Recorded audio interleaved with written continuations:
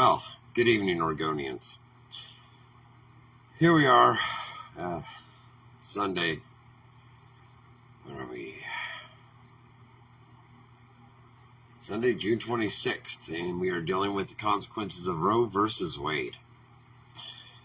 The Supreme Court has decided that Roe versus Wade was, unconstitutional, and now we're dealing with the after effects of cities being destroyed and protests and riots. We had another one in Eugene just a couple nights ago, and I don't get this.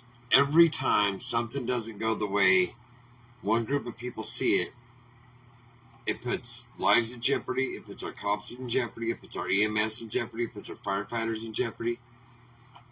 When does it stop? When does the hatred, when does all this stop happening? You know, for years now, we've dealt with the Black Lives Matter movement, we have dealt with cities being destroyed, and we have dealt with cops being injured and firefighters being injured and people being killed. And when does this all just stop and end? Why is it year after year after year we got to go through this? Why is it lives have to put it in jeopardy? Why is it people have to die? Why do we keep getting our cops put in jeopardy? I don't get this.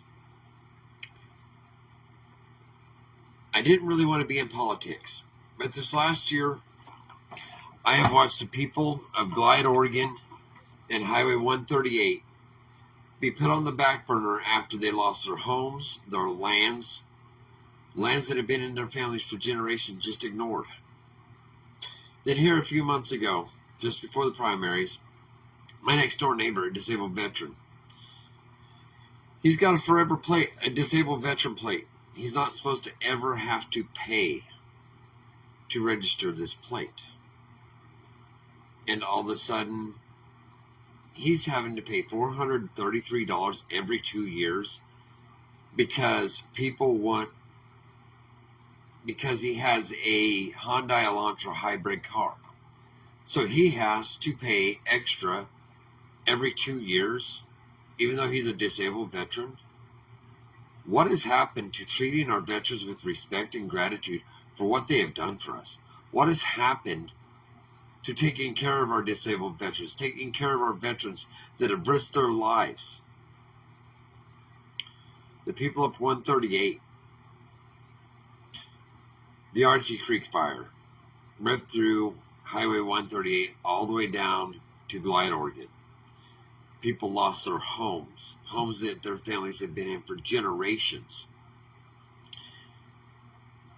And our state government, FEMA, all the money they were supposed to get from FEMA, they haven't seen. I've talked to people up there, and they are renting this place, but they still have the land that they're trying to clean up still, 2 years later, to get back on their land. They have to redo their septic. They have to redo most of them have to redo their wells. Why? Well, for the House representatives that have been down here in the Douglas County area, the Senate representatives that have been down here in this area, I'm going to say this to you. To let a bill be passed that made 138 into a wild and scenic corridor, but not grandfathering in the people that were already there, was irresponsible and wrong.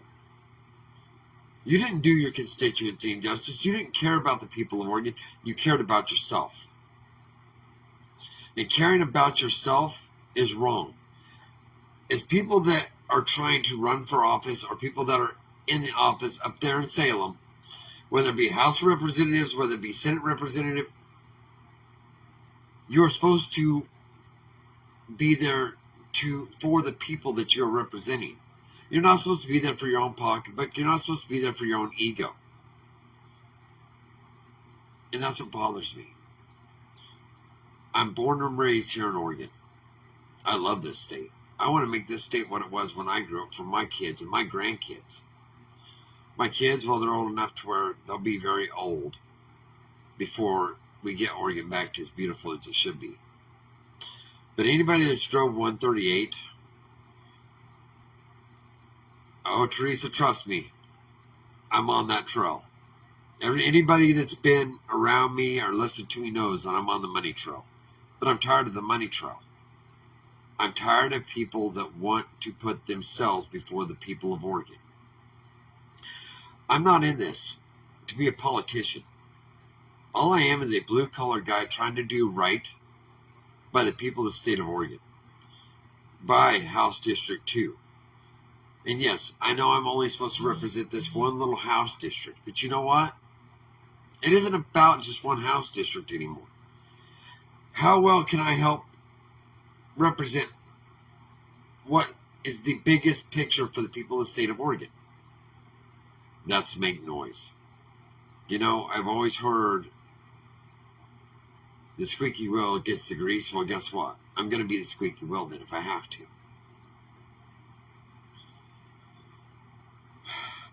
I sat around and listened to a lot of stuff. We had a guy that was trying to run for governor. And all of a sudden, guess what? We find out that his son-in-law has made this mobile app to charge electric cars so they can be the first in line to charge these electric cars. And he wants to put all these charging stations in the state of Oregon. The man said he tried to say he was a constitutionalist and didn't support the green clause. And don't get me wrong, trying to make better in this world, that's not a bad thing. But not everybody should be forced into it. Guys like me that go up into the woods, where are you going to put a charging station up there? How are you going to get my four-wheel drive SUV up there with a battery? I'm sorry, you're not. There are some things you just can't replace. And our rights shouldn't be taken away to replace what you want to replace. It's already been proven, and I'm going to put it on this page. I'll put it on my Oregon representative page about Oregon is already a carbon negative state. We have enough trees that are sucking enough carbon out of the air, not including hay crops, wheat crops, marijuana crops, alfalfa crops, barley crops, oats, your blackberries, your raspberries, your gardens, everything that sucks CO2 out of the air. Just enough trees that were carbon negative. I can't imagine what it's like with all the hayseed, the grass, the alfalfa, the wheat, the blackberries, the raspberries, the blueberries, all the, stuff that Oregon grows. How much carbon are we actually taking out of the air if we already have enough trees planted to take out all the carbon plus some out of the air that Oregon already produces? So having this whole carbon initiative up there, Mrs. Kate Brown and your constituents, you might be a little early on that. Oregon's already taken care of that and has been taking care of that for multiple years. If anybody knows the logging industry of Oregon, knows places like Seneca Sawmill, Roseboro Lumber, Douglas Forest Products, they are planting 3 to 4 trees for every tree that they cut down. So that means by the time those trees mature, they're taking out 3 to 4 times the amount that they were before. So when this all ends and when all of this comes around, I want people to see what's going on. This is something for more people to put money in their pockets. I don't like people putting money in their pockets. Not when it comes to Oregonians. If it weren't for us people, you wouldn't have a job up there in Salem. If it weren't for the taxpayers, you wouldn't have that nice job. You wouldn't have the nice cars. You wouldn't be able to sit up there and try to make laws to make more money off of us and off of our disabled veterans. I'm tired of it getting passed down. It's time we make a difference. It's time that, yes, I know, I get worked up and I get excited and I just get balled up because you know what? I love this state. This is my home. This is my kids' home. My kids are the 5th generation.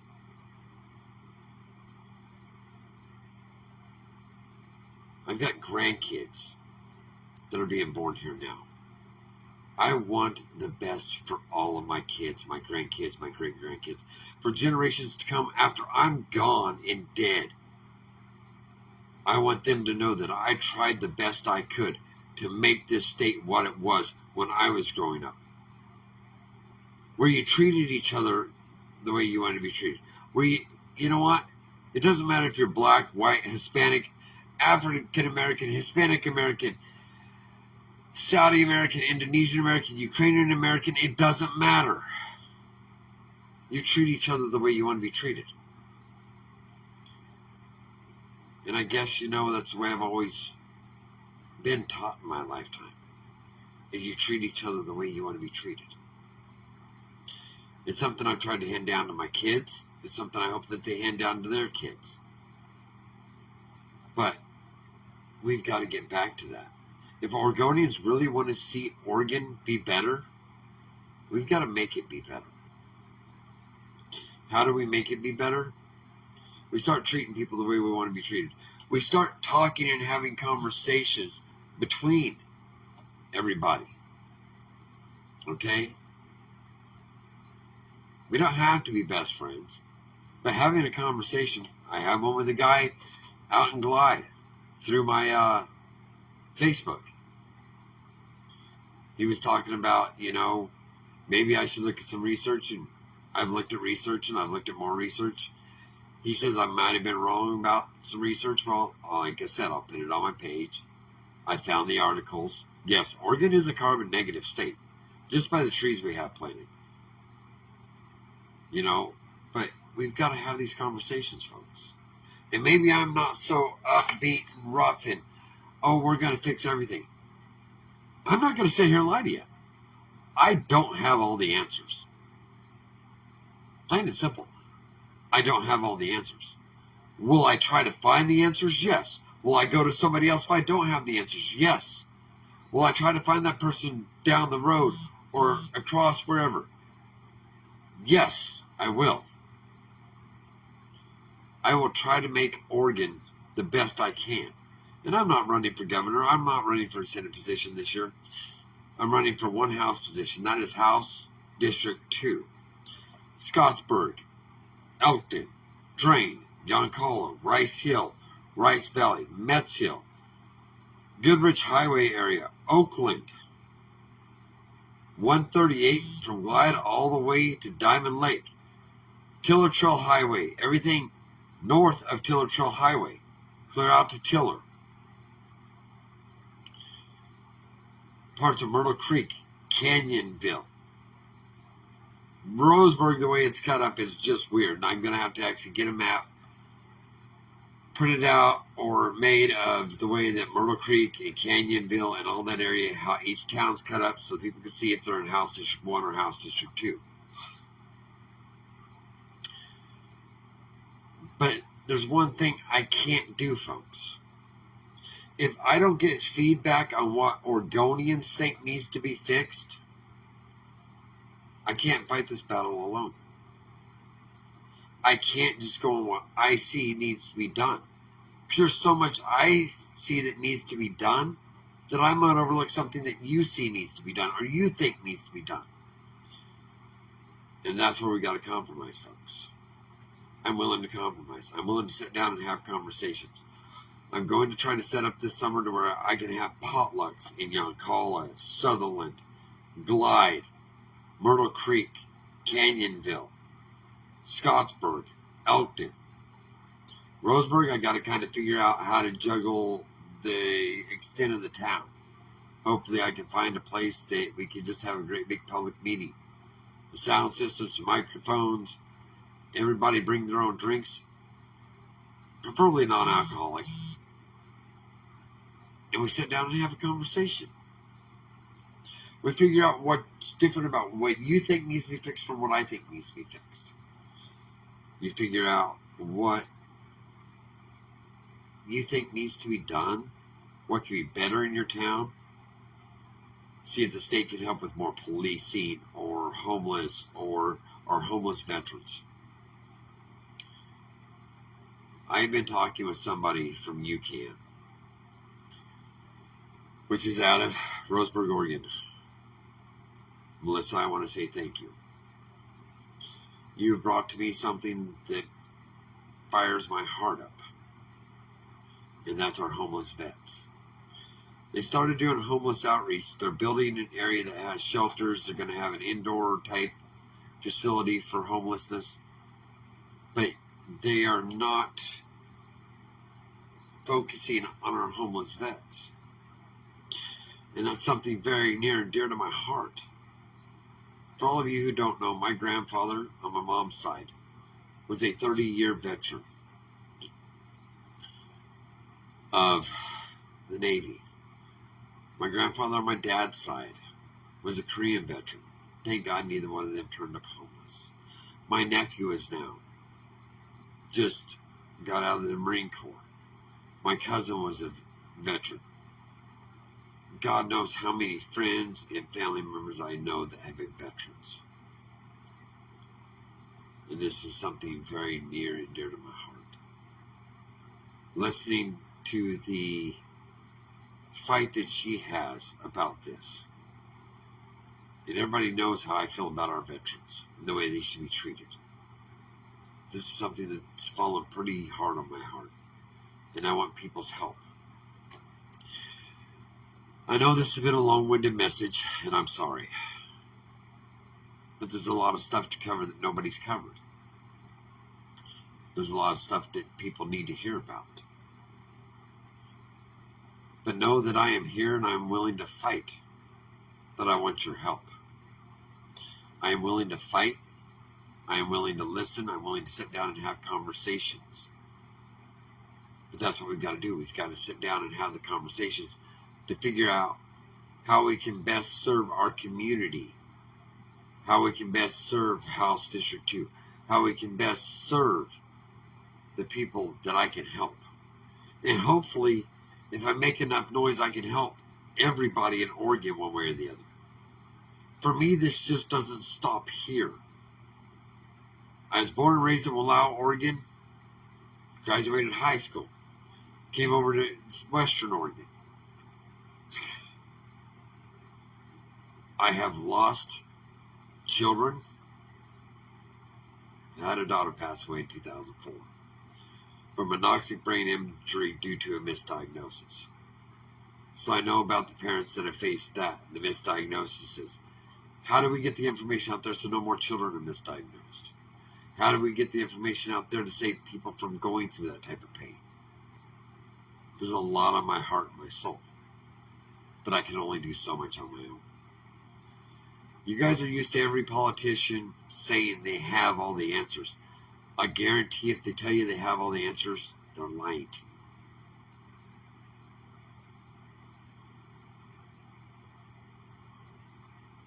you. And this is something that means the world to me, is the people of Oregon. I've lived on both sides of the state of Oregon. I have kids. I have grandkids now. I have my parents who are both retired. I see what they do to senior citizens. And over the counter, Sudafed. They tried to charge my dad prescription prices, which was like $30 over what the over-the-counter price was, and they were handing him over-the-counter boxes that had a prescription on it. That was it. Know that they're not serving our senior citizens right either. There are so many things to fight for that I need help. Make me a list. If you don't like how I'm saying things, if you think I'm overlooking something, make me a list. Make me a list of things. I hit on this before, and I'm going to hit on this today. We keep hearing our schools have no budget, but we keep getting kicker checks back. So, as our kicker checks go, question for you. We never expect a kicker check. We don't know if we're getting them or not.